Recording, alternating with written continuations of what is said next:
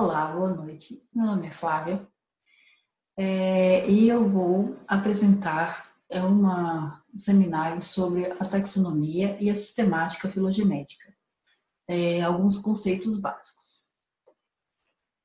Então, primeiramente, por que é importante organizar as espécies? Qual a utilidade disso, né? Então, a classificação biológica, ela traz alguns conceitos que muitas vezes a gente acaba confundindo, né? A gente não consegue distinguir o que é taxonomia, o que é sistemática, o que cada um estuda. Então, vamos tentar entender cada uma delas? Então, a taxonomia, ela diz respeito às regras de nomenclatura, tais como dar nomes às espécies, gêneros, famílias, ordens, né? A classificação, ela se refere à prática de agrupamento dos taxos em categorias hierárquicas, né? Por exemplo, filo, classe, família, gênero, espécie. É muito importante a gente entender essa hierarquia, né, da classificação. E a sistemática? O que a sistemática estuda?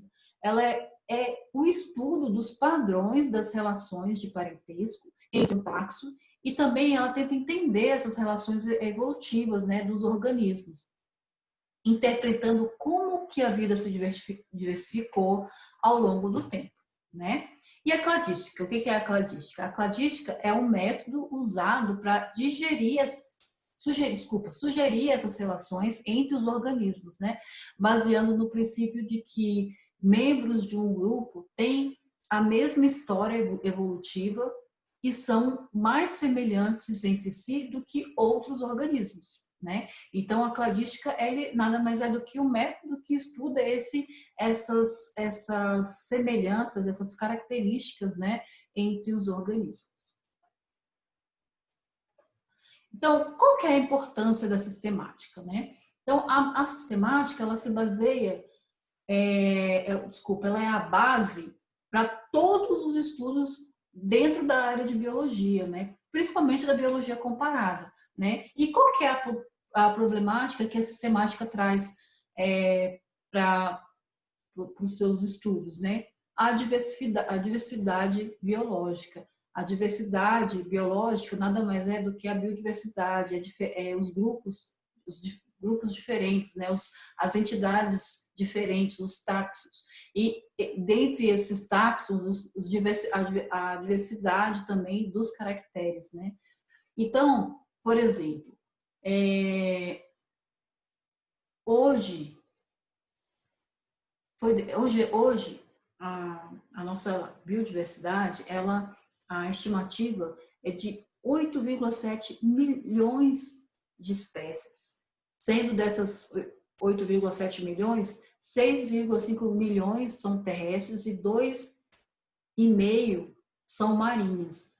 Dessas espécies, apenas 1,5 milhões foram descritas. Cerca de 1 milhão dessas espécies são terrestres e 750 mil são marinhas, né? 700 mil espécies foram descritas, mas ainda não catalogadas, ou seja, existem apenas 1,2% da diversidade biológica foi descrita, então existe um mundo ainda para ser descrito. Então, eu tinha uma professora que falava que como que você vai estudar um organismo se você não conhece ele? Então, é muito importante para diversas áreas a descrição, o agrupamento, a descoberta dessas espécies. Muitas espécies elas são extintas sem sequer ter sido descobertas, né? Então, o que a taxonomia faz? Qual é a função? Quais são as funções dentro da taxonomia? Então, a taxonomia ela agrupa as espécies, ela ordena as espécies e ela organiza hierarquicamente. O que seria isso? A hierarquia dos grupos, onde a gente começa pela pelo reino e vai até espécie, né? Essa hierarquização desses grupos, né? Dessas ordens dentro da taxonomia. Então, ela é a ciência da classificação, da identificação dos seres vivos, né? Dos animais, das plantas, enfim, de todos os organismos vivos. Ela provê nomes universais. O que seria isso? Todo nome científico de uma espécie, ele é descrito com normas, né, da taxonomia, né, e elas são escritas em latim. Então, qualquer lugar do mundo, desde lá da cidadinha do interior da Bahia até na Finlândia, Homo sapiens é Homo sapiens em qualquer lugar. Então, para que exista uma unificação dentro do Código de Nomenclatura Zoológica, um dos critérios para classificar, identificar, descrever, ordenar, agrupar, hierarquizar uma espécie é que ela tenha esse nome universal, essa criação desse sistema universal, né, da nomenclatura das espécies. A gente não vai entrar nessa aula nos critérios para descrição de uma espécie, desses pormenores, né? Então, assim, vai ser uma aula mais geral, mas é importante saber que por que o nome das espécies é em latim, né? Então, é uma propriedade importante para que esse nome seja unificado e reconhecido em qualquer lugar do mundo, né?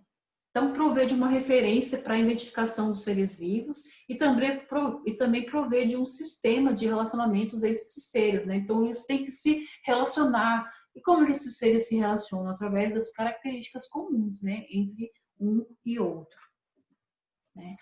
Então, por que é importante, né, a taxonomia? Para conhecimento de estudos básicos, como levantamento faunístico, como eu falei, se você não conhece um grupo, não tem como você estudar esse grupo. Então, levantamento faunísticos, florísticos, né, de uma região, né, dinâmica de populações ou de comunidades, migrações, extinções de espécies, né, processos evolutivos como a especiação, que nada mais é do que o surgimento de novas espécies ao longo do tempo, né, a adaptação dessas espécies nos seus ambientes, enfim. E para a nossa área, né, o reconhecimento de fósseis e a identificação de paleotaxos, ou seja, de grupos que já foram extintos, às vezes nem foram extintos e nem foram descritos, né, de grupos mais recentes ou grupos que viveram há muitos e muitos anos, né, que é o que acontece com a maioria dos fósseis, né, e também para a reconstrução, né, de paleoambientes, porque você, conhecendo o táxon que vivia naquele período, você consegue reconstruir esses ambientes através desses conhecimentos dos taxos dos fósseis, né? Então, é um conhecimento aplicado. A identificação da espécie, ela tem importância também na agricultura, quando você vai fazer controle de pragas, com relação à saúde, porque muitos grupos de espécies, como anfíbios, serpentes, elas possuem venenos, né, que são princípio ativo de muitas vacinas e de muitos remédios, muitas plantas, né, que são utilizadas na medicina fitoterápica ou até na medicina tradicional também, e também para estudos ambientais, né, estudos de impacto ambientais, onde se faz um levantamento das espécies existentes, né, porque você precisa saber se você vai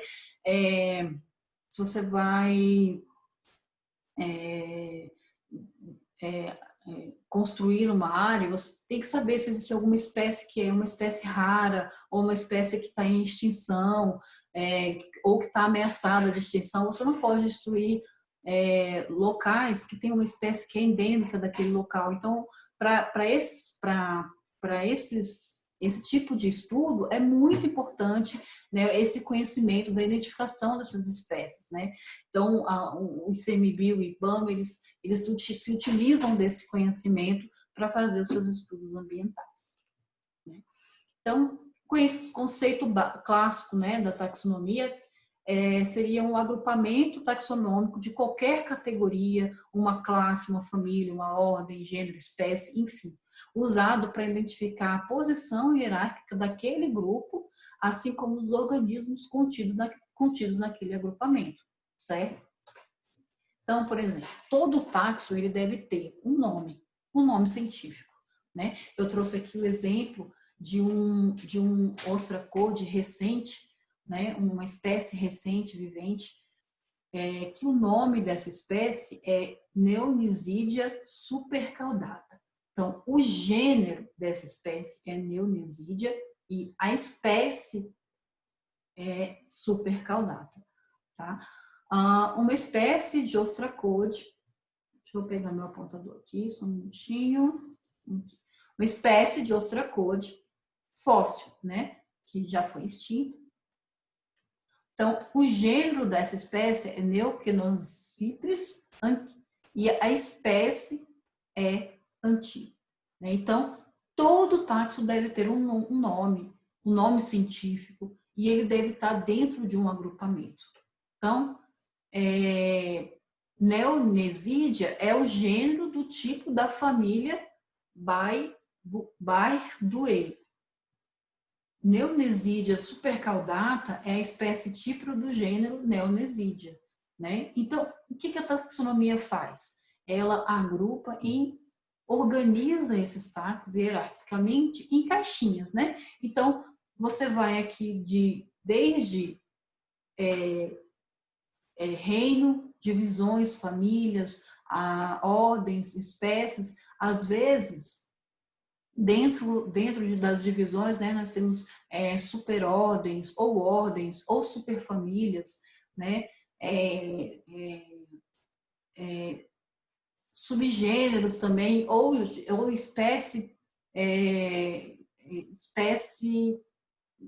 dentro de espécie, uma variação que você também organiza. Então, dentro de uma espécie, você tem aqui o reino, que engloba todo esse conjunto, né, de caixinhas aqui. A divisão seria essa maior, um pouquinho menor aqui, seria a divisão. A família seria esse grupo aqui, né? O gênero, esse maiorzinho aqui, e a espécie, cada uma dessas caixinhas. Então, dessa forma, a gente consegue organizar e colocar as espécies, os grupos, dentro de um agrupamento hierárquico. Isso é muito importante. É como se a gente estivesse organizando livros numa biblioteca, objetos dentro de um museu, né? Porque existe nada mais é do que um sistema, né, de agrupamentos hierarquicamente. A sistemática, ela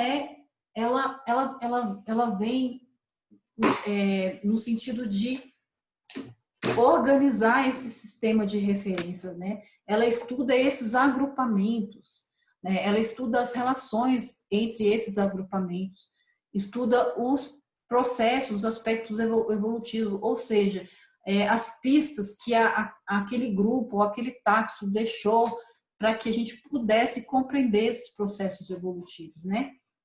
Então, o que um sistema de referência precisa ser para ele ser eficiente?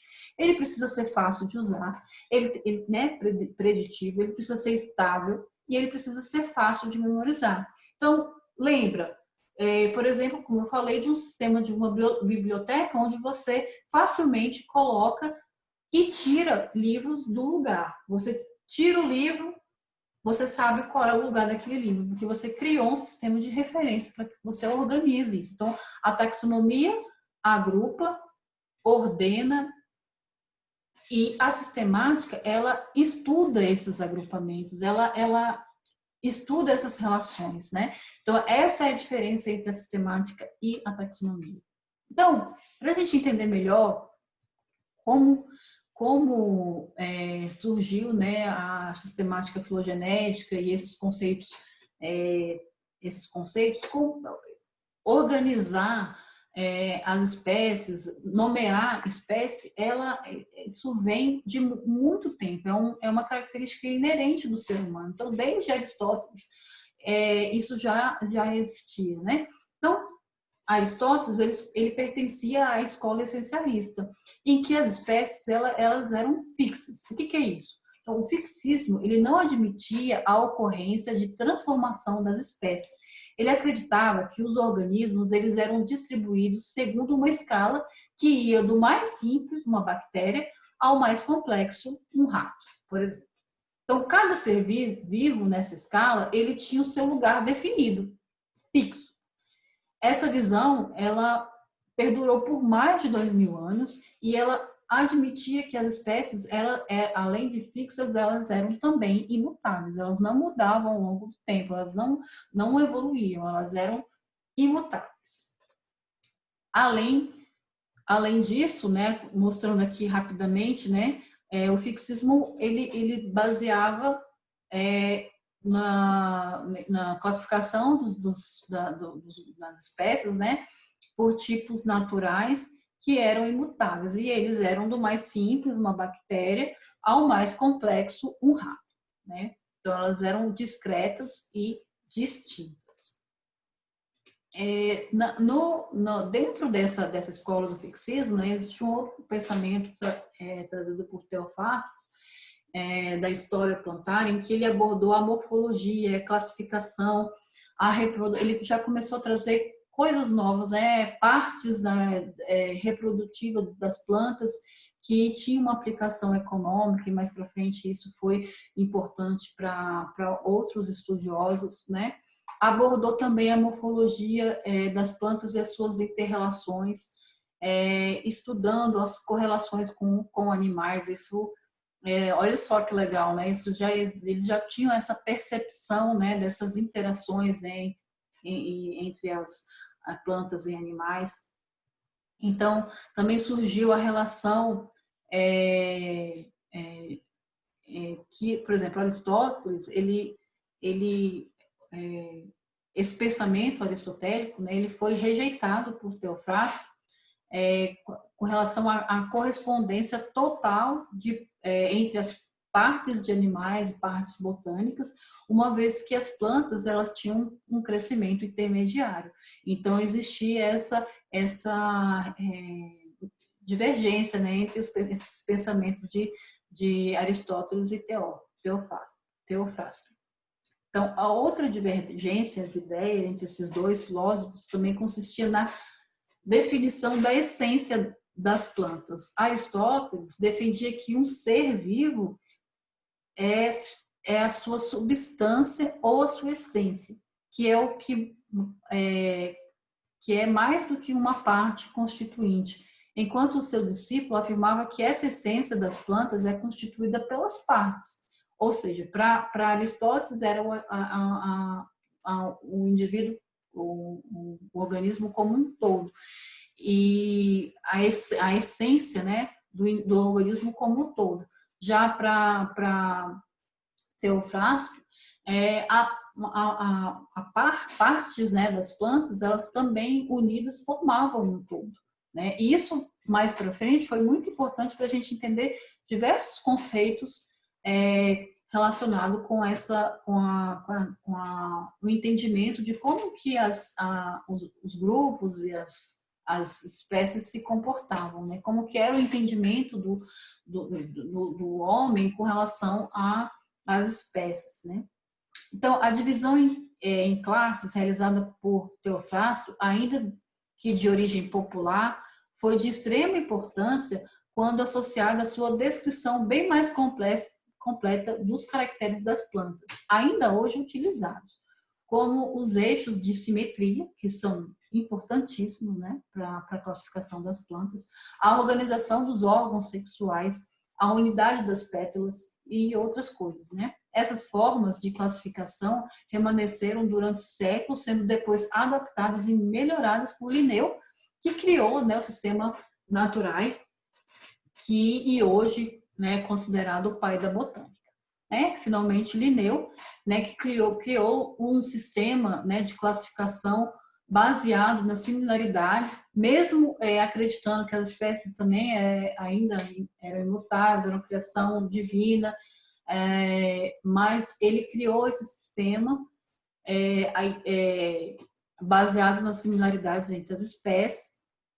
A invariabilidade das espécies é uma condição para sua ordem na natureza, né? Então, o sistema Naturae classificava as espécies, né, em classes, ordens, gêneros e espécies. Porém, Linneu também acreditava na teologia natural, em que as espécies eram obras de Deus, elas seguiam uma ordem natural das coisas, elas eram invariáveis e imutáveis, né? Então, Jussier, ele trouxe um pensamento muito importante, né, utilizado mais por outros naturalistas, né? O sistema de classificação natural surgiu devido à grande quantidade de novas espécies descritas, né, principalmente de plantas nos países tropicais. Ele observou que diversas espécies, né, diversos caracteres trazia formas intermediárias, né, entre organismos, e isso foi muito importante, mas para frente também um acréscimo de um conhecimento que foi mais para frente muito importante. Finalmente chegamos no Charles Darwin, em que a sua obra, né, A Origem das Espécies, trouxe conceitos importantíssimos, né, utilizados até hoje, né, a evolução das espécies que mudam através do tempo, né, o sentido biológico da descendência com modificação, vou explicar no próximo slide com detalhe, né, a biodiversidade, né, esse aumento da diversidade biológica é um resultado da evolução do tempo e do espaço, onde que as entidades biológicas, os táxons, eles são dinâmicos, a ancestralidade comum e a separação do mundo físico com o mundo biológico. O que é isso, separação do mundo físico e biológico? Então, antes de Charles Darwin, os naturalistas acreditavam que, por exemplo, uma planta, ela perde as suas folhas no outono. Isso é uma mudança. Uma montanha, ela perde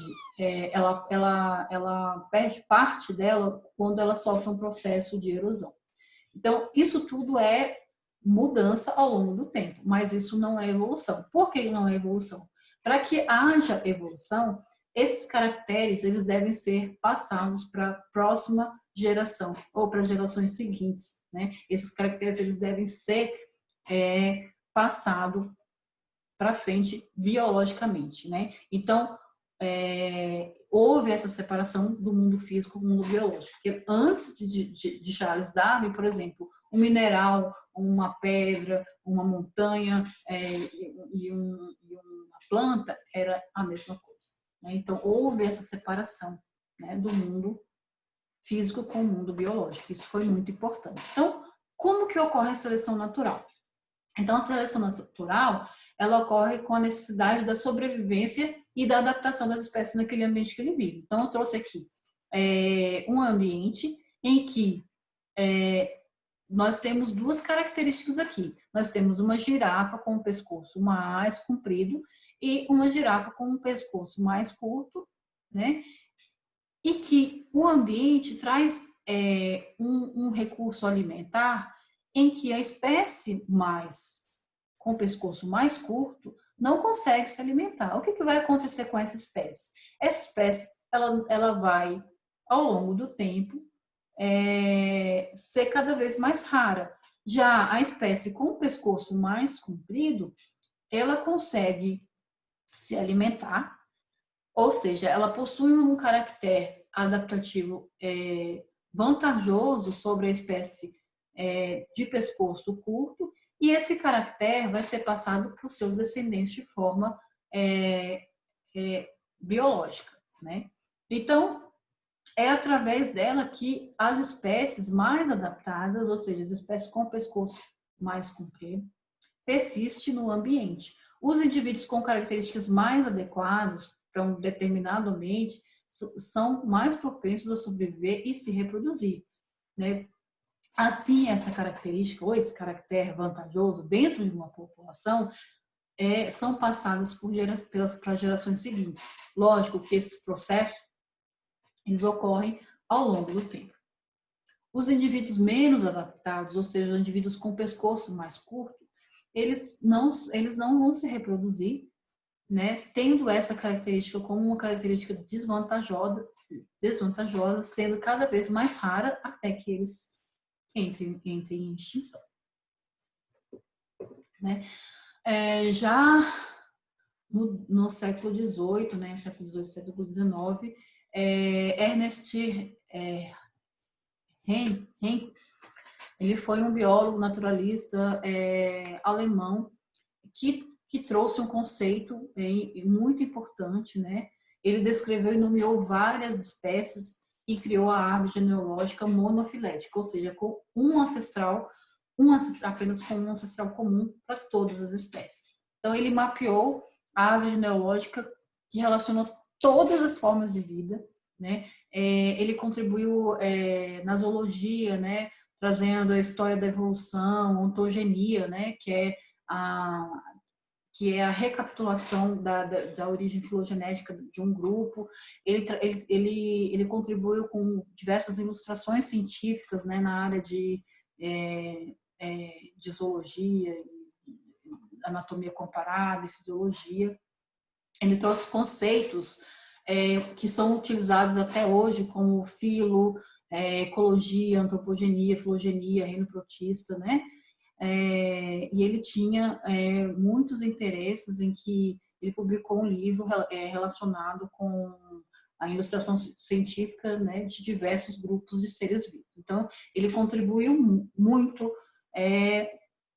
na evolução, né, desses pensamentos até a gente chegar realmente no Hennig, né, que em 1950 criou o método de reconstrução das relações de parentesco, né, entre as espécies e os grupos. Ele implementou os conceitos de Darwin, né? A classificação biológica deve ser um reflexo inequívoco do conhecimento atualizado sobre as relações de parentesco entre os táxons. Então, ou seja, através das características em comum entre os táxons, se chega, né, nas relações de parentesco, né? E com isso o uso da cladística, né? Então, na sistemática moderna, uma árvore filogenética é a relação de parentesco, né? E essa relação de parentesco, ela traz, né, um ancestral comum de todos os seres vivos, né? Então, como funciona isso? A classificação que reflete as relações de parentesco entre os organismos é chamada de relações filogenéticas, né? Então, a gente traz a sistemática filogenética. Então, um ancestral comum dos seus descendentes ao longo do tempo, né? Os seres vivos, eles estão conectados pela descendência, né? Então, ao longo do tempo. Então, 80 indivíduos, né? Você tem aqui 250 gerações, um emaranhado de características comuns e também surgimento de novas características, né? Então, ao longo do tempo, se a gente for analisar isso numa árvore filogenética, nós temos aqui os parentais, que nada mais é que o ancestral comum, né? Os grupos descendentes, né, desse ancestral comum, né? Esse seria um descendente, outro descendente, outro descendente, e ao longo do tempo alguns grupos que se extinguiram, né? Então, dessa forma, a gente chega, né, nessa relação da árvore filogenética simples, né, que é conhecida hoje, em que a gente tem um ancestral, a espécie ancestral, né, as espécies descendentes, as espécies atuais viventes e as espécies extintas, né? Então, aqui o passado e aqui o mais recente. Então, uma filogenia mostra qual outra espécie ou grupo de espécies, uma determinada espécie ou grupo de espécie compartilha o ancestral comum mais recente, né? Então, aqui o ancestral comum e os grupos recentes. Aqui também o ancestral comum e os grupos mais recentes. Então, a gente tem que, nos cladogramas, a gente tem algumas características, né, que a gente tem a nomenclatura que a gente tem que entender, né? A raiz, né, da ancestralidade comum, os ramos, as linhagens, né, os terminais, que seriam as espécies recentes, os nós, internós, né, que seriam características que fazem surgir novos descendentes. E isso a gente vai ver com mais detalhe na próxima aula, onde a gente vai entender e aprender a construir um cladograma, né? Então, na cladística,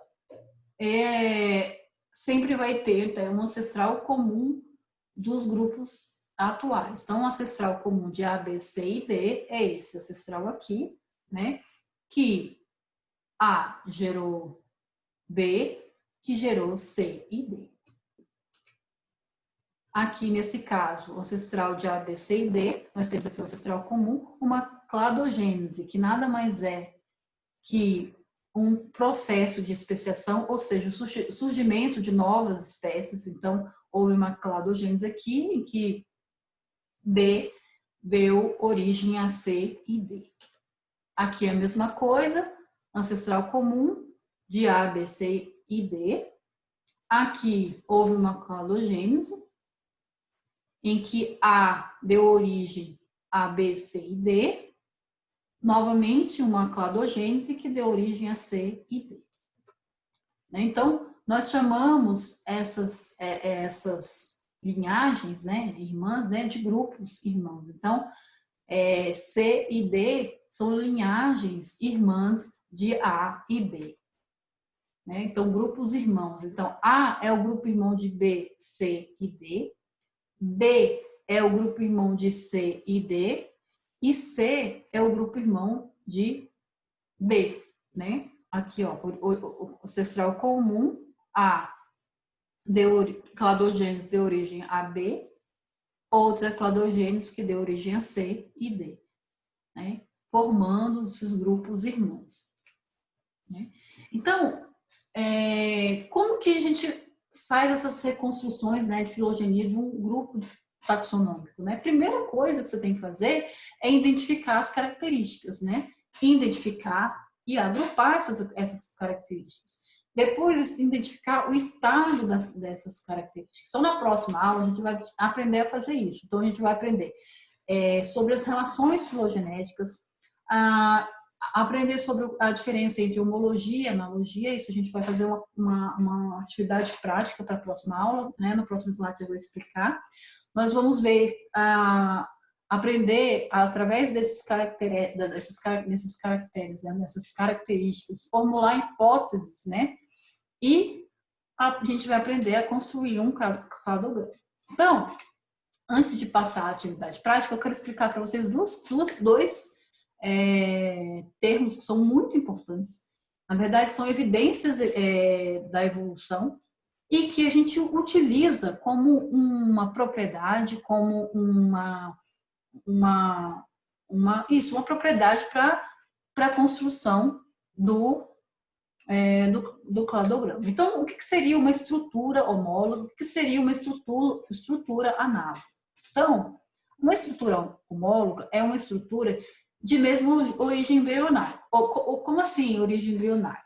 O mesmo tecido que originou o húmero do braço do homem é o mesmo tecido embrionário que originou a pata dianteira do cavalo. Então, são estruturas homólogas porque elas têm a mesma origem embrionária, ou seja, o mesmo tecido embrionário deu origem a essas duas estruturas. diferentes. E, além disso, elas possuem a mesma função. Então, o braço do homem tem a mesma função que a pata dianteira do cavalo.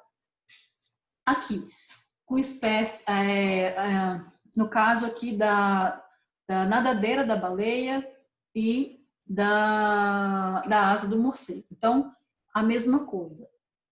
As estruturas, né, o conjunto das estruturas, tendo a mesma origem embrionária, úmero, braço, tem a mesma origem embrionária. Então, são estruturas homólogas por terem a mesma origem e mesma função. No caso das estruturas análogas, elas têm a mesma função, porém, elas têm origem diferente, ou seja, não são originadas do mesmo tecido embrionário. Por exemplo, a asa do inseto e a asa da ave. Então, a asa do inseto, a gente tem nervuras, ela é uma estrutura formada por quitina. No caso da asa da ave, ela é formada por penas, né, ossos. Então, são origens diferentes, né? Então, origens embrionárias diferentes. Porém, elas possuem a mesma função. Aí você me pergunta, professora, como é que eu faço, então, para agrupar um grupo de todas as espécies que voam?